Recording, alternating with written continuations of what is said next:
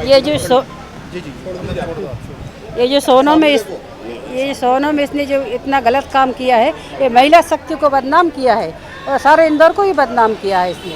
तो आगे कोई भी महिला शक्ति ऐसा कदम ना उठाए और अपने पति की कमजोरी मतलब ना समझे और पति के साथ अपना जीवन यापन करे और अच्छे से रहे, धार्मिक संस्था से जुड़े रहें और ऐसे मतलब संस्कार मिलने चाहिए घर में और अपने बच्चों को देने चाहिए जो धार्मिक संस्था से जुड़े आज रहें। वो सुरपंखा बन के उसको जलाया जा रहा है, क्या लग रहा है ऐसे देखते क्या? बहुत अच्छा लग रहा है इसको देख के और आगे भी मतलब ऐसे यदि कोई लड़कियां करती उनको कड़ी सजा दी जाए। अच्छा, आपको क्या लगता है कैसे संस्कार बच्चों को मिलना चाहिए और 9 दिन आप बच्चों को संस्कार के लिए माँ बाप जिम्मेवार हैं, जिन्होंने बचपन से ही देना चाहिए।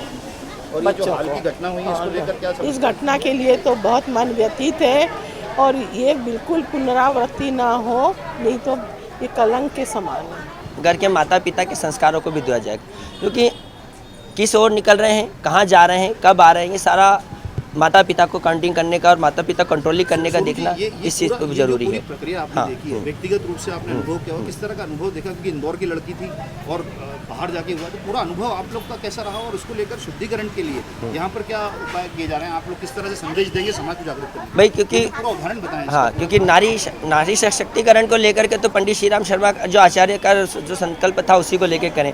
स्त्री शिक्षा का मूल उद्देश्य ये रहा है कि वो स्त्री शिक्षा जो होती है जनक होती है और जो जनक होती है तो वही जनक ही समाज को आगे सही दिशा की ओर ले जाती है। माता सरस्वती जो शिक्षा की देवी है, इसीलिए हम उनकी आराधना करते हैं, उनकी पूजा करते हैं। तो जो शिक्षा है वही तो हमको आगे तक ले जाएगी, इसलिए स्त्री शिक्षा पे विशेषकर जोर दिया गया तो कि वही अपने बच्चों को, अपने घर परिवार को आगे धर्म से जोड़ेगी और जो धर्म से जुड़ेगा वही सन्मार्ग पे चढ़ेगा और जो ही सन्मार्ग बनेगा तो ही तो धरती स्वर्ग बनेगी और मनुष्य के अंदर देवत्व का उदय होगा। क्या लगता है ये जो स्थिति हुई इंदौर की जो लड़की थी, क्या आपने कैसा अनुभव लिया और क्या लगता है इससे क्या सीख मिली और हम आगे क्या कर सकते हैं? इसके लिए तो सभी लोगों को मिलकर के मतलब क्या? हाँ, सोनम कांड जो हुआ था उसको लेकर के सभी लोगों को मिलकर के कुछ शिक्षा तो ग्रहण करनी चाहिए महिलाओं को, स्पेशली इस तरीके की जो घटना नहीं हो शहर में, समाज में, राष्ट्र में। क्योंकि हमारे यहाँ जो है देवियों को माता बहनों की तरह पूजा जाता है, उनकी इज्जत, उनका सम्मान किया जाता है। हम नवरात्रि में 9 दिन बाद कन्याओं का पूजन होता है और उसके पश्चात देवी के स्वरूप में ये इस तरीके का जो कृत्य वाकई में घृणित करते हुआ है, इसके लिए तो बुरी बुरी निंदा की जानी चाहिए। इसके लिए कहीं ना कहीं माता पिता के संस्कार भी कहें और इस पे माता पिता का भी कोई दोष ना कहें।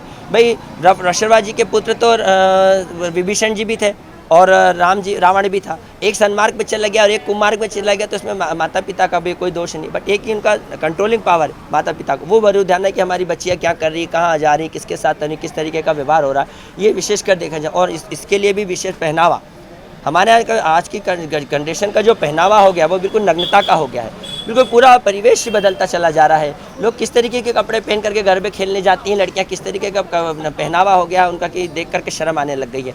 और जो गरबा है वो भी दक्ष देवी की शक्ति की आराधना का पर्व है, वो भी माँ नृत्य के माध्यम से माँ की शक्ति की आराधना की जाती है। उसको आपने कुछ दूसरा ही रूप दे दिया तो उसके लिए कोई ना कौन जिम्मेदार है? घर के लोग, माता पिता और हम खुद जिम्मेदार हैं। हमारे यहाँ 12 साल की बच्चियों से ऊपर के गरबे हम ना यहाँ कराते हैं ना तिलक नगर में कराते हैं, हम उससे ऊपर नहीं लेते हैं। ये जो नशे की गिरफ्त में लड़के हाँ, और लड़कियां ने कैसा अनुभव देख रहे हैं? ये नशा जो हो रहा है इसके लिए तो शुरू से ही पान, गुटखा, बीड़ी, सिगरेट और दुर्व्यसनों का अंत करने के लिए पंडित श्री राम शर्मा द्वारा ही, आचार्य द्वारा ही किया गया। तो गायत्री परिवार इस मुहिम में मुस्तैदी से लग चुका है और सबको नशे से दूर रहने की प्रेरणा दिया जा रहा है। इसीलिए तो सभी को जनेऊ धारण करा करके गायत्री मंत्र की दीक्षा दी, गुरु जी ने भाषण करो, सभी को एक जाजम पे बिठाया, क्योंकि इनको यदि जनेऊ अपनाई जाएगी, इनको यदि गायत्री मंत्र की दीक्षा दी जाएगी तभी तो दुर्व्यसनों से दूर रहकर सन्मार्ग पर चलेंगे।